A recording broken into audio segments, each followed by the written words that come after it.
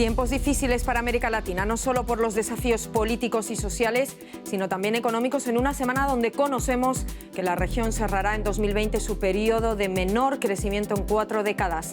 En esta emisión especial de Deutsche Welle analizamos la situación de inestabilidad y tensión social que atraviesan varios países latinoamericanos. Soy Ana Plasencia en Berlín. Bienvenidos.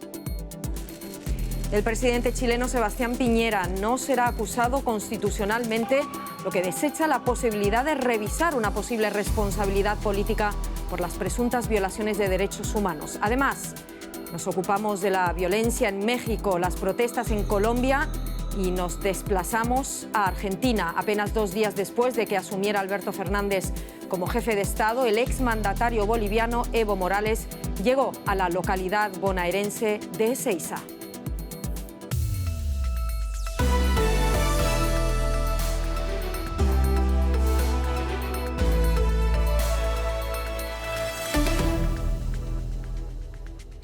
La Cámara de Diputados de Chile rechazó la acusación constitucional contra el presidente Sebastián Piñera presentada por la oposición. La acusación giraba en torno a la responsabilidad del presidente en las violaciones de los derechos humanos ocurridas durante la oleada de protestas desatada a mediados de octubre en Chile. Piñera sortea así el juicio político por una presunta violación de la Constitución que podría haber desembocado en su destitución. La sesión estuvo marcada por las protestas dentro de la Cámara de un grupo de ciudadanos que clamaban contra la impunidad. Era la primera vez en 50 años que un presidente chileno afrontaba una acusación de este tipo. Sebastián Piñera decretó el estado de emergencia tras las primeras protestas de octubre, con muertos, heridos y saqueos. La intervención del ejército y de la policía ha sido muy criticada desde entonces. Y según la ONU, la policía chilena incumplió reiteradamente con su deber de distinguir entre manifestantes pacíficos y violentos durante esas protestas en Chile. El propio presidente reconoció atropellos a los derechos humanos y abusos por parte de las fuerzas de seguridad. Esta semana anunció una agenda antiabusos para combatir los delitos de cuello blanco en respuesta a la sensación de impunidad que han expresado muchos chilenos. Casi 2 meses después del inicio de las protestas sociales, el gobierno de Chile presentó esta semana una agenda antiabusos. El objetivo es que cambie la percepción de muchos ciudadanos de que la justicia es permisiva con los llamados delitos de cuello blanco. La agenda, que también moderniza la dirección del trabajo, incluye 2 pilares fundamentales. Fortalece la justicia para que combata la colusión o arreglo de precios entre empresas. También aumenta las sanciones a la evasión fiscal y además busca proteger los derechos de los consumidores, eliminando cláusulas abusivas y comisiones injustificadas. Así lo anunciaba el presidente Sebastián Piñera. Aumentar las sanciones penales con cárcel efectiva para los delitos de colusión cuando los bienes afectados sean de primera necesidad, como medicamentos o como alimentos. Aumentar las sanciones penales y las multas para los delitos tributarios, el uso de la información privilegiada y la divulgación de información falsa en los mercados financieros. El gobierno de Piñera, con la popularidad en un mínimo histórico, busca además trazar una hoja de ruta para garantizar la protección a los derechos humanos y avanzar hacia una reforma de las pensiones y la salud, que son algunas de las principales demandas expresadas en las manifestaciones que sacuden a Chile desde octubre. Pese a que el número de manifestantes ha ido disminuyendo durante los últimos días, vemos en las calles de Santiago que hay farmacias, bancos y negocios cubiertos por placas de metal y planchas de madera para proteger las vitrinas. Esto principalmente porque en redes sociales aún sigue habiendo la posibilidad de que se convoquen marchas para los próximos días. Han sido también horas agitadas. En esta oportunidad estoy hablando del Parlamento. Los participantes, los miembros de la Cámara Baja, ya aprobaron una acusación constitucional contra un exministro del gabinete y también discutieron el mismo libelo, esta vez en contra del presidente Sebastián Piñera. La acusación constitucional contra el primer mandatario, sin embargo, no fue aceptada, fue declarada inadmisible, razón por la cual el trámite no sigue en proceso. Algunos parlamentarios de oposición declararon que esta vez, en esta oportunidad, no encontraron la posibilidad de buscar responsabilidades políticas, pero que sí van a buscar medidas alternativas para buscar una responsabilidad penal en contra del presidente Sebastián Piñera. El abuso y el exceso de la fuerza policial, un grave problema también en Bolivia. La Comisión Interamericana de Derechos Humanos ha anunciado un acuerdo con el gobierno interino de Bolivia para crear un grupo independiente de expertos internacionales que ayude a investigar los hechos de violencia en el contexto electoral entre septiembre y diciembre. El país vive una de las crisis más graves de su historia reciente, desde los comicios del 20 de octubre, con episodios de violencia que han dejado al menos 35 muertos y más de 800 heridos, según datos de la Defensoría del Pueblo. La violencia comenzó al día siguiente de las elecciones en las que el presidente Evo Morales fue proclamado vencedor para un cuarto mandato consecutivo entre denuncias de fraude. Bueno, pues el 12 de noviembre, horas después de renunciar a su cargo, el expresidente Morales se desplazaba a México un mes después y durante un operativo secreto aterrizó en Argentina. Fue este jueves. Allí inició ya el trámite para pedir asilo político. Así lo confirmó el canciller argentino Felipe Solá. Pero hay una condición, y es que Morales no haga declaraciones políticas desde el país, desde Argentina. La semana pasada Morales viajó a Cuba, recordemos, para una consulta médica. Y desde allí el exmandatario y otros 3 exfuncionarios bolivianos se trasladaron a Buenos Aires. Para Evo Morales, encontrarse en suelo argentino implica más cercanía a su país de origen. Una cercanía que es crucial para su nuevo rol en la política boliviana desde el exilio, como nos informa la periodista Tania Frank desde La Paz. En Bolivia, la canciller Karen Longaric ha pedido a la Argentina hacer respetar la condición de asilo a Evo Morales para que no pueda pronunciarse ni participar en movilizaciones políticas. Ya en las filas del movimiento al socialismo se mencionó que Evo Morales debe estar cerca para cumplir con el mandato de jefe de campaña y poder elegir a los candidatos de su partido, el movimiento al socialismo, para las próximas elecciones. Se conoce que la intención de ser asilado en Argentina es para que Evo Morales pueda estar constantemente desplazándose entre Buenos Aires y otras poblaciones fronterizas entre Bolivia y Argentina para poder tener contacto más cercano con los dirigentes y sus bases. En las últimas horas, Evo Morales agradeció mediante su cuenta de Twitter al presidente de México por haberle salvado la vida, dice él, y haber otorgado asilo político durante un mes. Argentina es pues el tercer país en el que Morales hace una parada desde su renuncia a la presidencia. Conectamos en Buenos Aires con el periodista Alfredo Jaramillo. Alfredo, mucho apunta a que la estancia en Buenos Aires será más larga que la de la Ciudad de México. Cuéntame por qué. Bueno, el motivo principal de esta sospecha son varios. El más importante tal vez sea la afinidad política histórica que ha existido, por lo menos desde el 2013 en adelante, entre el gobierno de Evo Morales y el kirchnerismo, o sea, el movimiento político embanderado detrás de las figuras de la actual vicepresidenta Cristina Fernández de Kirchner y su fallecido marido Néstor Kirchner. Esta afinidad política se ha construido durante largos años, mientras en Bolivia gobernaba Evo Morales y en Argentina gobernaba primero Néstor Kirchner y luego su mujer Cristina Fernández de Kirchner. Esto le ha dado a Evo una red de contactos y de afinidades políticas muy grande, no solo entre las principales figuras políticas argentinas del gobierno de centroizquierda, sino también entre los sindicatos y otros sectores de movimientos sociales. Por lo tanto, la relación que tiene Evo con el país es mucho más profunda, mucho más arraigada que la que tenía en México, donde también hay un gobierno de centroizquierda, pero tenía menos lazos que los que tiene acá en Argentina. Por lo tanto, se espera que además él también aproveche la mayor cantidad de su tiempo acá, como mencionaba en el informe, para expandir su influencia en la próxima campaña presidencial en Bolivia. La comunidad boliviana aquí es muy grande, es la primera comunidad en el exilio más grande después del propio país Bolivia, con cerca de 500.000 de personas. Por lo tanto, se espera que su estadía acá sea muy extendida.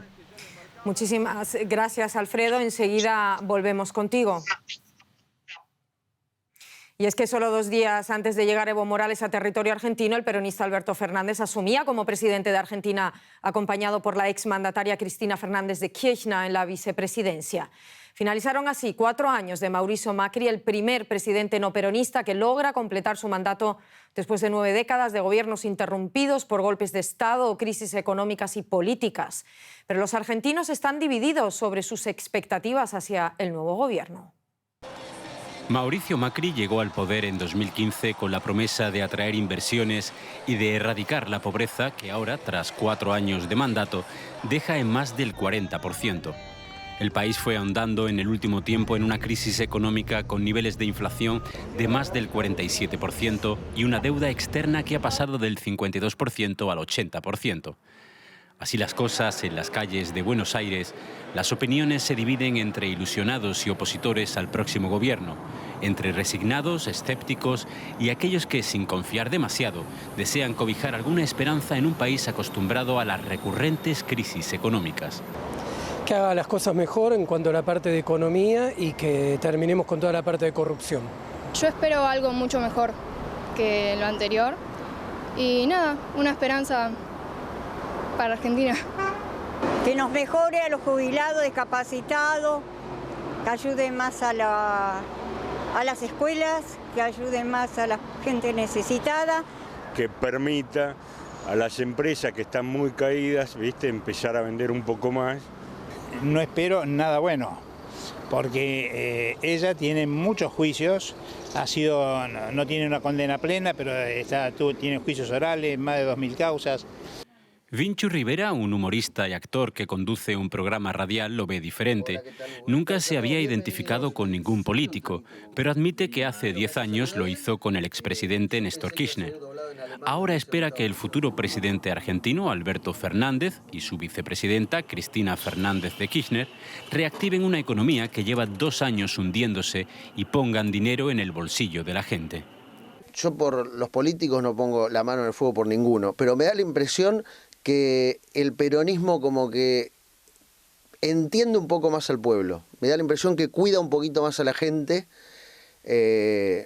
además de darle derecho, como pasó en el gobierno anterior, con matrimonios igualitarios. Otro es el caso de Majo García, a quien las medidas del entonces gobierno de Cristina Kirchner arruinaron su inversión en un campo y se convirtió en una activa militante antikirchnerista en Twitter. Allí tiene 26.000 seguidores, también atraídos por sus recetas de cocina e historias de animales. Temerosa del próximo gobierno, cuenta lo que espera de él. Más de lo que ya conocemos, un desapego a la institucionalidad, una construcción de un relato en el que no importa la verdad, lo que importa es lo que ellos piensan. Van a seguir persiguiendo al que piensa distinto, acosándolo de a poquito. Este martes comienza el gobierno de los Fernández. Habrá que ver si sus hechos llegan a cumplir las expectativas. No será fácil el desafío para Alberto Fernández y Cristina Fernández de Kirchner en una Argentina polarizada, donde el 48% los votó, pero donde el 40% apoyó a Mauricio Macri. No va a ser fácil. Volvemos con Alfredo Jaramillo en Buenos Aires. Alfredo, ¿hasta qué punto dificulta esa polarización la gestión del nuevo gobierno? Hay dos planos, o podemos pensar en dos planos. Por un lado la política y por otro lado el humor social. En la política, el acuerdo del gobierno de Fernández ha establecido acuerdos amplios, tiene un gabinete ampliado con fuerzas de centroizquierda, pero también de centro y de centroderecha, del propio peronismo, donde llega al gobierno con ciertos acuerdos mínimos que va a intentar garantizar. En el Congreso tiene mayoría en la Cámara de Senadores y en la Cámara de Diputados va a tener que construir consensos, pero se espera que lo haga para sacar las primeras leyes. El humor social se va a mantener como hasta ahora en la Argentina, con mucha polarización, pero se espera también que, con la esperanza de obviamente que se genera en cada recambio de gobierno, tenga cierto crédito en los primeros meses de gobierno. Vamos a ver, Alberto Fernández, Alfredo, se mostró conciliador al inaugurar su mandato, lo que contrastó y mucho con la crudeza que empleó para hablar de la crisis económica, y ese es uno de los grandes desafíos.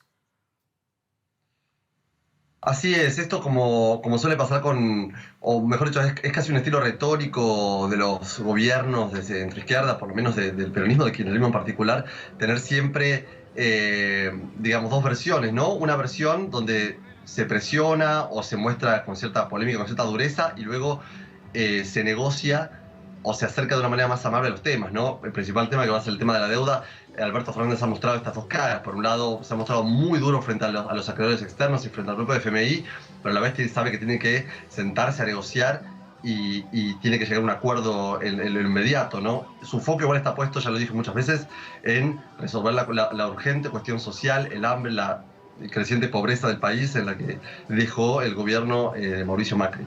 Nos centramos un poco más, Alfredo, si te parece, en esa renegociación de la deuda. ¿Cuáles son las perspectivas de éxito en la renegociación de la deuda de Argentina con el FMI, el Fondo Monetario Internacional?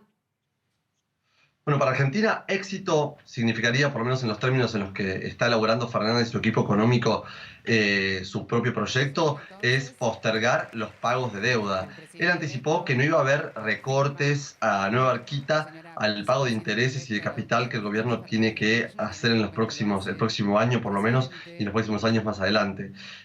O sea, su éxito sería ya lograr conseguir que tanto el FMI como los acreedores privados acepten un acuerdo para demorar ese pago de intereses y de capital. En ese sentido, tanto los acreedores privados como el FMI dieron señales de que aceptarían una propuesta de este tipo por parte de Fernández. Todavía no se sabe nada. Si bien ya ha habido contactos entre Martín Guzmán, el nuevo ministro de Economía, y el FMI y también los acreedores privados, no hay nada en concreto. Los acreedores tampoco están organizados en un grupo como para negociar colectivamente. Se espera que, obviamente, los primeros meses del año que viene esto empiece. Retomando, las perspectivas de que consiga acuerdos es bastante alta, pero por supuesto, como pasa en cualquier negociación y canje de deuda, sobre todo en un país como Argentina con una larga historia de cesación de pagos, nunca se sabe hasta que las dos partes no se sienten en la mesa y se miren las caras. Veremos lo que pasa. Alfredo Jaramillo, muchísimas gracias en Buenos Aires. A ustedes. Cambiamos de tema y cambiamos de país. La violencia en México no solo mata a personas, sino que se lleva por delante a familias enteras. 2019 será uno de los años más sangrientos en la historia del país. A pesar de las medidas del gobierno de Andrés Manuel López Obrador contra la criminalidad, la inseguridad se mantiene, la violencia también.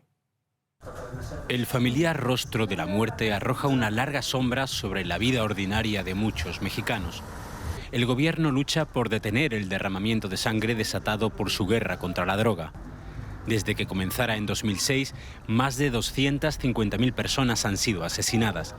La muerte está tan presente en la vida cotidiana que muchos le rinden incluso culto religioso. Desapareció mi hija casi 9 meses y cuando me dijeron que se lo pidiera a ella, me la recuperó a los 3 días.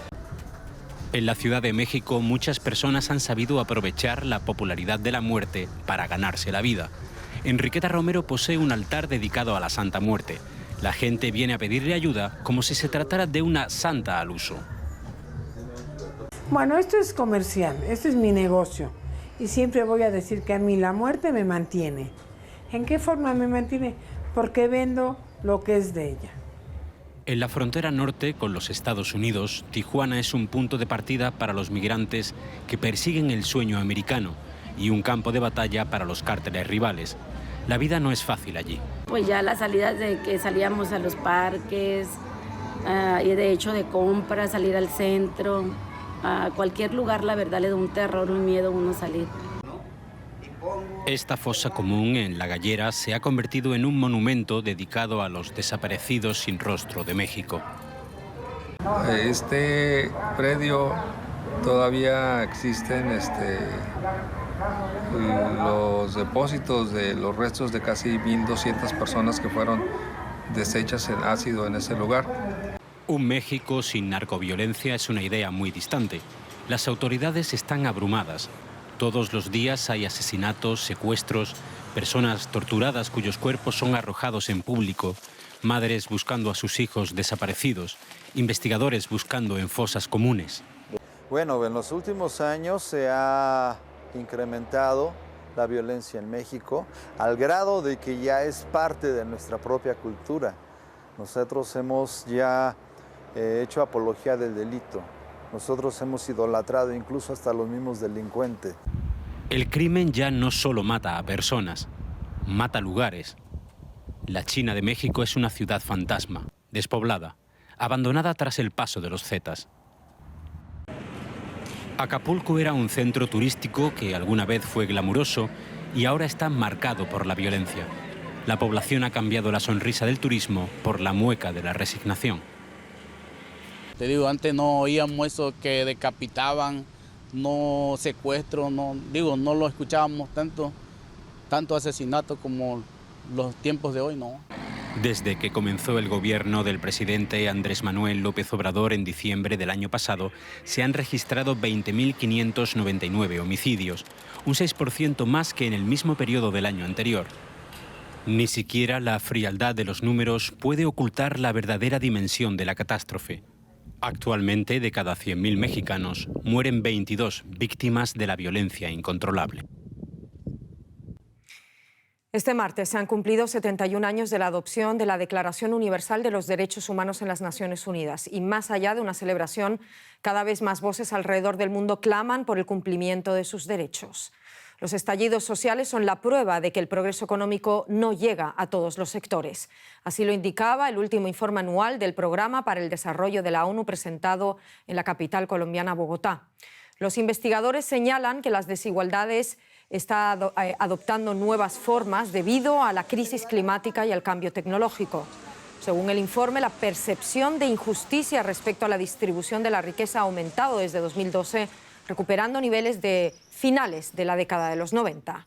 Esto se traduce en que en algunos países de la región sigue habiendo una de las diferencias salariales más altas del mundo.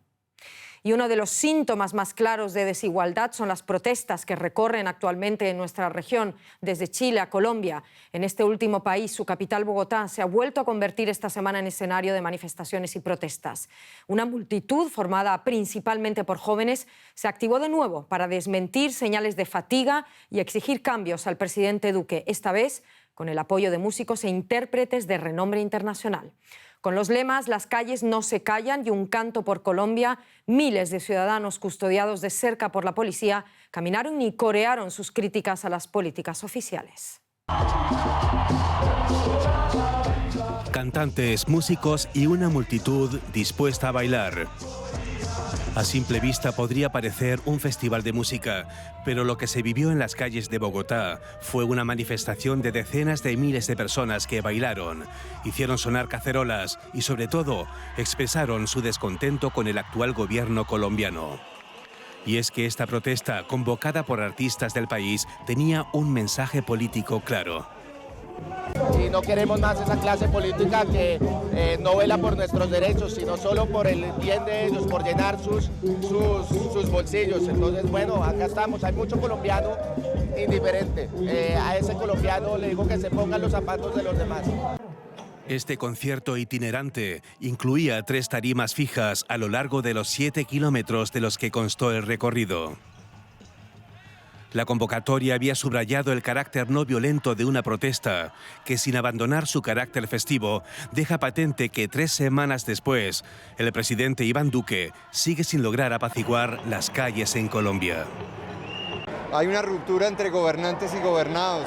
La gente ya no cree, ya no confía, ya tiene una imagen completamente desenmascarada de lo que hacen sus políticos y el poder está volviendo a la gente. Lo que necesitamos nosotros hoy es lo que pedimos desde el arte, por supuesto, es hacerlo de manera pacífica. 7 de cada 10 colombianos rechazan la gestión de Duque al frente del gobierno. El presidente, pese a sus esfuerzos negociadores, se ve en una situación cada vez más difícil. Las protestas no cesan. Lo único que cambia es el ritmo en el que se entonan. Y no solo en Latinoamérica, cada vez más jóvenes salen a las calles para mostrar su descontento y pedir más derechos. Lo hacen también millones de jóvenes en otras partes del mundo, desde Hong Kong hasta Teherán. Una generación que se siente en un segundo plano, que siente que le han quitado mucho, quizás también el miedo. Hong Kong, Bogotá, Beirut. Por todo el mundo, la juventud ha tomado las calles. Quieren acabar con el inmovilismo. Este youtuber de Moscú fue detenido por organizar protestas el pasado verano en las que participaron miles de personas, muchas de ellas jóvenes indignados. Los jóvenes quieren dialogar con el gobierno, pero no tienen los instrumentos de cambio que hay en los países civilizados, como por ejemplo elecciones libres. Por eso solo les queda manifestarse. La gente protesta porque quiere cambios. En nuestro país apenas se respetan los derechos humanos. Y eso ocurre porque el mismo pueblo permite que su opinión sea ignorada. Las protestas locales de los jóvenes se enmarcan en un contexto global. Exigen el respeto a los derechos humanos en países regidos por lo que consideran élites trasnochadas. Los hongkoneses, por ejemplo, piden más democracia y respeto a las libertades fundamentales. Me uní a las protestas porque me parece importante luchar por nuestros derechos. Si te das por vencido y no luchas por tus derechos e ideas, algún día te los quitarán y no te darás ni cuenta. Lo mismo en Irak, en Sudán y en Colombia. Exigen que los gobiernos atiendan las necesidades populares. Los derechos humanos aplican en Colombia, pero no para todo el mundo. Creo que entre más estés arriba, más aplican, y entre más abajo no va a aplicar. En el Líbano se protesta también contra la violencia de género y la corrupción oficial. Una joven expresa su desazón por la necesidad de reivindicar algo tan básico. Es muy triste, ya que somos humanos, de modo que los derechos humanos son nuestros y son necesarios en todos los países. Es triste protestar por algo que nos corresponde por derecho propio. Diferentes países, un mismo mensaje. La juventud exige respeto a los derechos humanos y confía en que las autoridades les escuchen antes de que sea demasiado tarde. Desigualdad, división, polarización. Millones de manifestantes siguen saliendo a las calles del continente y alrededor del mundo para exigir cambios y reformas de sus respectivos gobiernos. Cerramos este informativo especial de Deutsche Welle con algunas imágenes de la ola de protestas que afectan a nuestra región. Muchísimas gracias por estar ahí.